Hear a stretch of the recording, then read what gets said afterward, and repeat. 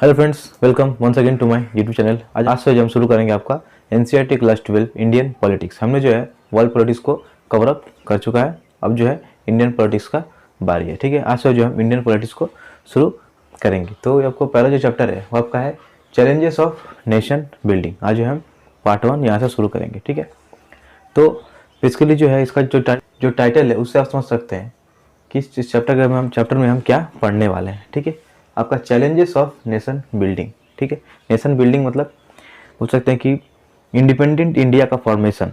ठीक है, इंडिया तो आपका इंडिपेंडेंट हो गया, लेकिन उसके बाद आपका कौन कौन से चैलेंजेस आए थे। ठीक है, बेसिकली आपको 3 चैलेंजेस आए थे, लेकिन इस जो चैप्टर है इसमें हम जो फर्स्ट चैलेंज उसको समझेंगे। ठीक है, मैं आपको बताता हूँ कि 3 चैलेंजेस आपका कौन कौन थे। ठीक है, तो पहला आपका था जो इंडिया जो था आपका, इंडिया जो है एक ऐसा बोल सकते हैं कि कंट्री है यहाँ पे जो कल्चर है वो बहुत ज़्यादा डाइवर्सिफाइड है। ठीक है, लोग जो है तरह तरह की लैंग्वेजेस बोलते हैं। ठीक है, तरह तरह के बोल सकते हैं कि ट्रेडिशंस है, कस्टम्स है ना, सबका जो तरीका अलग अलग है। ठीक है, तो इस बेसिस पे जो है अगर हम देखें तो डेमोक्रेसी का इस्टेब्लिशमेंट करना थोड़ा बहुत मुश्किल था। ठीक है, थोड़ा बहुत जो है हम बोल सकते हैं कि प्रॉब्लम था इसमें। ठीक है, और इंडिया को एज अ इक्वल कंट्री बनाना, ठीक है, मतलब थोड़ा बहुत डिफिकल्टी था। सही है, प्रॉब्लम्स थे, यहाँ पर क्लियरली मेंशन किया गया है। The first and the immediate challenge was to shape a nation that was united yet accommodative of the diversity in our society। ठीक है, पहला आपका चैलेंज क्या था? नेशन को शेप देना, आकार देना। ठीक है, नेशन को जो है एक परफेक्ट आकार देना। ठीक है, शेप मतलब क्या है? सर्कल, ट्रायंगल, ऐसा शेप नहीं। शेप मतलब एक आकार, एक प्रॉपर ऑर्गेनाइजेशन प्रोवाइड करना। ठीक है, इंडिपेंडेंट इंडिया को। ठीक है, तो ये आपका एम था। इसमें प्रॉब्लम क्या था कि यूनाइटेड है इंडिया, हमारा यूनाइटेड है, इंडिया का जो पीपल है यूनाइटेड है, लेकिन उस यूनिफिकेशन में आपका डाइवर्सिटी है। ठीक है, उस यूनिफिकेशन में आपका डाइवर्सिफिकेशन भी है। ठीक है, इंडिया आपका यूनाइटेड था, उसी वजह से जो है इंडिपेंडेंट हमें मिल पाया। ठीक है, अभी प्रॉब्लम क्या हो गया आपका, इसमें डाइवर्सिफिकेशन भी है। डाइवर्सिफिकेशन भी इसमें है, मतलब अलग अलग कल्चर के या फिर हो सकते हैं अलग अलग ट्रेडिशंस को फॉलो करने वाले लोग हमारे इंडिया में है। सबका तरीका अलग है। ठीक है, तो उसी की वजह से जो आजकल बहुत सारा जो कल्चरल कन्फ्लिक्ट हो जाता है। ठीक है, जात पात को लेकर जो है आज भी बहुत जगह जो है लड़ाई होते रहते हैं, या फिर विवाद हम बोल सकते हैं कि होते रहते हैं। सही है, तो बात की बात है, आगे बढ़ते हैं। आपको पहला चैलेंज था। ठीक है, और इस चैप्टर में हम उसी चैलेंज को पढ़ने वाले हैं। ठीक है, to shape a nation which was united but yet accommodative of diversity। ठीक है, diversity in cultural terms, we can say in traditional terms, diversity in everything, in every sense. Okay, आगे बढ़ते हैं। आपका सेकंड चैलेंज क्या था? The second challenge was to establish democracy. ठीक है, आपको सेकंड चैलेंज क्या था? Was to establish democracy. Second challenge था आपका एस्टैब्लिश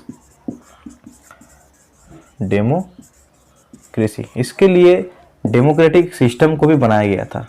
ठीक है, इसके लिए जो है डेमोक्रेटिक सिस्टम को भी बनाया गया था, लेकिन ये सफिशिएंट नहीं था। अगर हमको डेमोक्रेसी इस्टेब्लिश करना है तो एक डेमोक्रेटिक सिस्टम बना देने से ऐसा मतलब पॉसिबल नहीं हो सकता है। ठीक है, और भी मुझे बहुत सारा जो तरीका अपनाना पड़ेगा, क्योंकि इंडिया कोई छोटा मोटा देश नहीं था उस टाइम पे, या फिर आज भी नहीं है। ठीक है, इंडिया का पॉपुलेशन जो है आपका, हम बोल सकते हैं कि बहुत ही ज़्यादा है। सही है, तो उस टाइप का पॉपुलेशन को लेके, ठीक है, डेमोक्रेसी को इस्टेब्लिश करना एक बहुत ही बड़ा ह्यूज चैलेंज था। ठीक है, बहुत ही बड़ा जो आपका ह्यूज चैलेंज था। सही है, आगे बढ़ते हैं। A democratic constitution is necessary but not sufficient, जो मैं आपको बताया। ठीक है, और एक डेमोक्रेटिक कॉन्स्टिट्यूशन जरूरी था।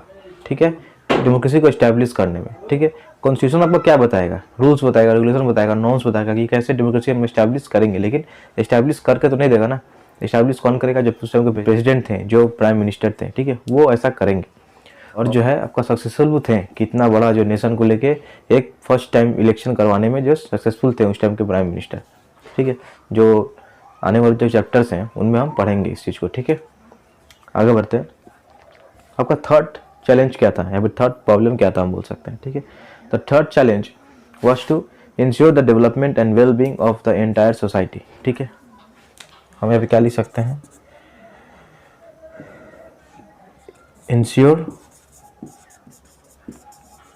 Ensure development of the entire society. यहाँ पे इस वर्ड एंटायर को क्यों यूज़ किया गया है, यहाँ पे तो डायरेक्ट सोसाइटी बोल सकते थे, यहाँ पे एंटायर को जो उस टाइप का जो सोशल डिस्टिंक्शन था उसको दिखाने के लिए एंटायर को का यूज़ किया गया है।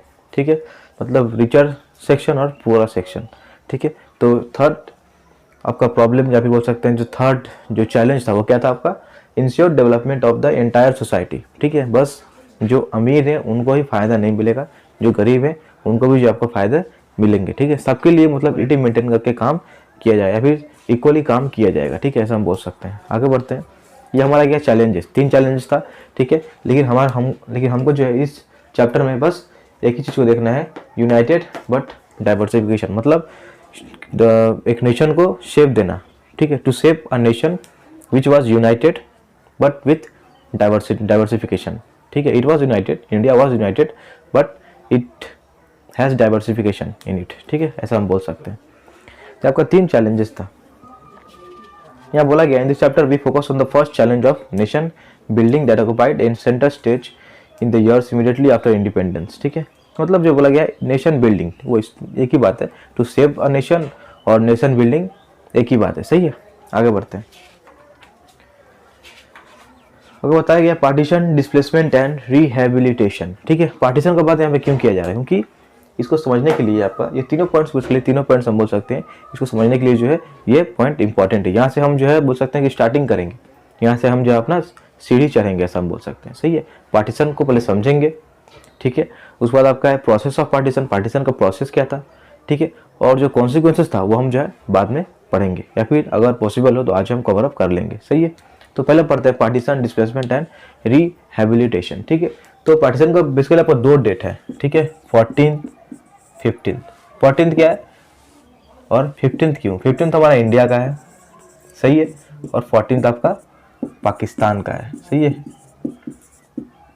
ठीक है, 14 पाकिस्तान का है और 15 हमारे इंडिया का है। सही है, आपका डेट आपको पता ही है, 14-15 अगस्त 1947। सही है, यहाँ बोला गया not one but 2 nation states came into existence India and Pakistan. ठीक है, पाकिस्तान क्यों बना था, 2 नेशन थ्योरी। ठीक है, पाकिस्तान क्यों बना, 2 नेशन थ्योरी, जिसमें बोला गया था कि इंडिया में बस एक एक ही रिलीजियस का पीपल नहीं रहते हैं, 2 टाइप का पीपल रहते हैं, हिंदूस और मुस्लिम्स। ठीक है, ये जो डिवीजन था ये मुस्लिम के द्वारा ही किया गया था, हमारे इंडियंस का इसमें कुछ हाथ नहीं था। ठीक है, और थोड़ा बहुत नहीं हम बोल सकते हैं मैक्सिमम एक्सटेंट तक जो है ब्रिटिश का हाथ था। ठीक है, डिवाइड एंड रूल पॉलिसी। सही है, the policy of divide and rule. सही है, आगे बढ़ते हैं। तो 2 नेशन थ्योरी की वजह से जो है इंडिया पाकिस्तान आपका बना था। ठीक है, आगे बढ़ते हैं। According to the 2 nation theory advance by the Muslim League. ठीक है, मुस्लिम लीग के द्वारा दिया गया था आपका 2 नेशन थ्योरी। तो इसमें बोला गया था कि India consisted of not 1 but 2 people, Hindus and Muslim, जो मैं आपको बताया। ठीक है, that is why it demanded Pakistan a separate electorate. ठीक है, that is why the demanded Pakistan, इसी वजह से जो है उन्होंने पाकिस्तान का डिमांड किया था। ठीक है, और जो कांग्रेस था इससे मतलब नाखुश था, फिर ऐसा नहीं चाह रहा था। ठीक है, लेकिन जो ब्रिटिश था उनको इसमें फ़ायदा दिखा कहीं ना कहीं। ठीक है, और वो ऐसा करके चले गए। ठीक है, उनको लगा कि बहुत दिन से तो यहाँ पे बैठे थे हम लोग, खा रहे थे अच्छे से, अब हमें यहाँ से जाना है, तो ऐसा कुछ कर जाते हैं कि ज़िंदगी भर ये लोग लड़ते रहे आपस में। सही है, तो ये आपका रिजल्टेंट था। सही है, दिमाग तो बहुत लगाते थे वो लोग, काश कहीं और लगा लिए होते। सही है, बात की बात आगे बढ़ते हैं।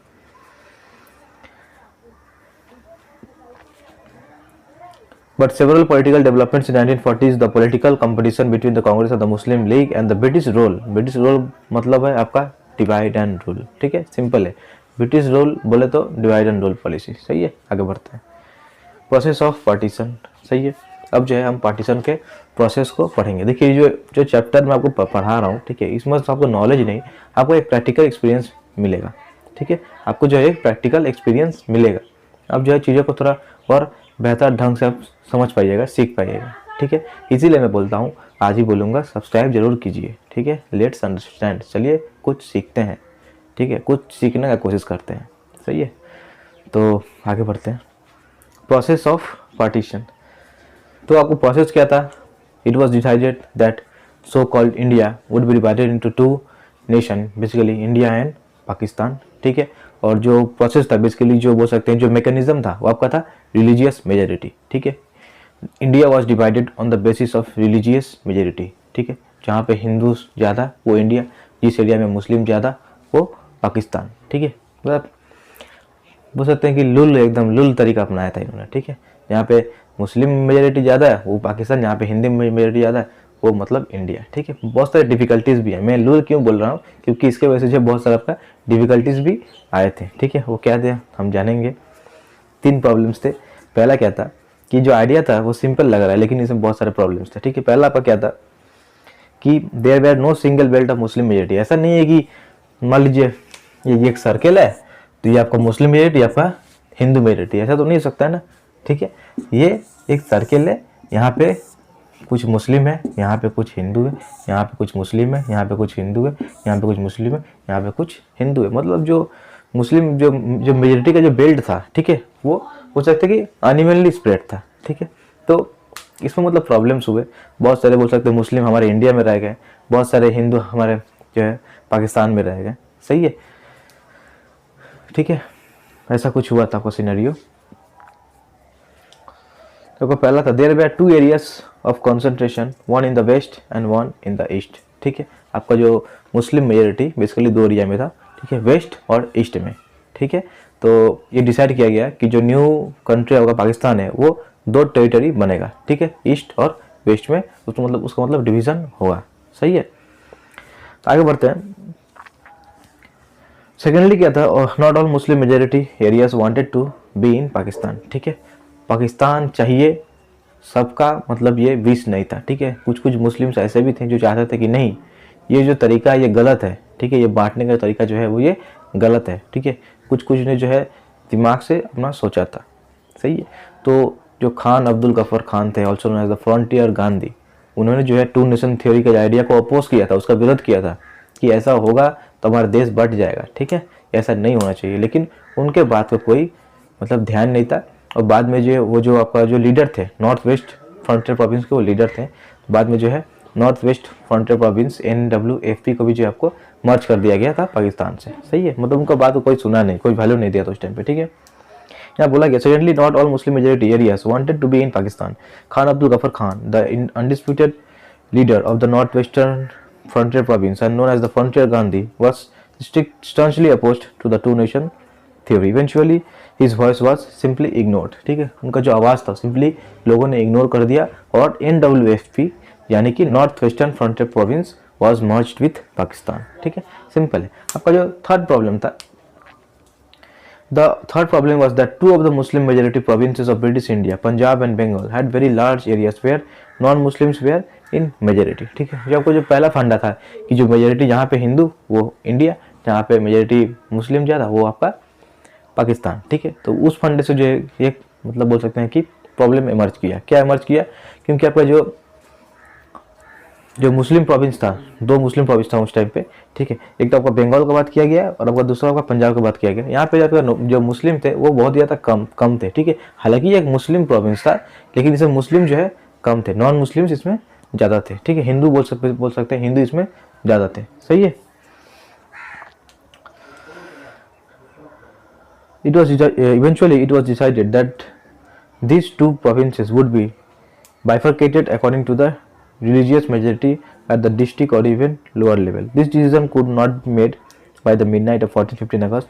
It meant that a large number of people did not know on the day of independence whether they were in India or in Pakistan. The partition of these 2 provinces caused the deep trauma of partition, ठीक है। मतलब हालात कुछ ऐसे बन चुके थे एक दिन में, मतलब वो लोग डिसीजन लिए थे ये वाला, और बोल सकते हैं कि अभी लोग को पता ही नहीं था कि वो इंडिया में है कि पाकिस्तान में है, ठीक है। क्योंकि डिमार्केशन करना बोल सकते हैं कि बाउंड्री का डिमार्केशन करना बेसिकली बहुत ज़्यादा उस टाइम पे क्विक हुआ था, ठीक है। और इतना जल्दी था कि लोग मतलब समझ नहीं पाए कि हम मतलब है तो है कहाँ, हम इंडिया में है या पाकिस्तान में, सही है, यही बात है आपका। Lakhs of Hindus and Sikhs in the areas that we are now in Pakistan, and an equally large number of Muslims on the Indian side of Punjab and Bengal and to some extent Delhi and surrounding areas found themselves trapped, ठीक है, मतलब फंस चुके थे, ठीक है, वो जो है बेसिकली फंस चुके थे। मतलब हिंदू और सिख जो है आपका एरियाज, जो पाकिस्तान के एरिया थे वहाँ पे फंस चुके थे, और आपके जो मुस्लिम थे वो आपको बेसिकली जो इंडियन साइड था पंजाब और बंगाल में, वहाँ पे वो लोग फंस चुके थे। बेसिकली ये बोल सकते हैं कि जो हिंदू था वो पाकिस्तान में फंस गया, जो बेसिकली जो मुस्लिम था वो आपका इंडिया में फंस गया था। सही है, एक टाइप का सिचुएशन ऐसा बन गया था। As soon as it became clear that the country was going to be partitioned, the minorities on both sides became easy targets of attack, ठीक है। तो जब ये क्लियर हो गया, देखिए मतलब कितना खतरनाक उस समय सिचुएशन बन गया था। जब क्लियर हो गया कि हमारा जो इंडिया पार्टीशन होने वाला है, तो जो माइनॉरिटीज़ थे, ठीक है, जो हमारे हिंदू माइनॉरिटी थे पाकिस्तान के साइड में, उनको मतलब मारना शुरू कर दिया गया था। और सेम हमारे इंडिया में भी ऐसा ही हुआ था, जो मुस्लिम माइनॉरिटी थे उनको ऊपर भी अटैक मतलब ऐसा हुए थे, ठीक है, ऐसा बोल सकते हैं। Initially, the people and political leaders kept hoping that this violence was temporary and would be controlled soon, but very soon the violence went out of control. The minorities on both sides of the border were left with no option except to leave their homes, often at a few hours notice, ठीक है। तो क्या हुआ, जो political leaders थे उनके दिमाग में आया कि नहीं जल्दी कुछ दिन बाद जो है ये सिचुएशन आपका कंट्रोल में आ जाएगा, लेकिन ऐसा कुछ नहीं होता है। सिचुएशन जो है बिगड़ते चला जाता है, और इवेंचुअली क्या होता है कि जो मतलब वहाँ पे पहले रहते थे उनको अपना घर छोड़ के दूसरे कंट्री में जाना पड़ जाता है, फिर दूसरे देश में जाना पड़ जाता है, ठीक है। तो आपको बोल सकते हैं कि एंड रिजल्ट था, आपका एंड रिजल्ट था पार्टीशन का, ठीक है। तो आज हम यही तक पढ़ेंगे। आपका जो कॉन्सिक्वेंस ऑफ पार्टीशन है वो हम पार्ट 2 में कवर अप करेंगे, ठीक है। कॉन्सिक्वेंस ऑफ पार्टीशन और इंटीग्रेशन ऑफ प्रिंसली स्टेट्स को जो है हम पार्ट 2 में कवर अप कर देंगे। तो आज के लिए इतना ही है। फिर से आपको बोल रहा हूँ, लेट्स अंडरस्टैंड। चैनल को सब्सक्राइब जरूर कीजिएगा, वीडियो को लाइक शेयर कमेंट जरूर करें, ठीक है। प्रॉब्लम हो कमेंट में बताइए, ठीक है, कि कहाँ पे क्या सुधार करना चाहिए नहीं करना चाहिए, ठीक है। मैं भी एक स्टूडेंट ही हूँ, ठीक है, तो मेरा प्रॉब्लम्स आप अच्छी तरह समझेंगे, सही है। So bye for today, we will meet in the next class with part 2, सही है।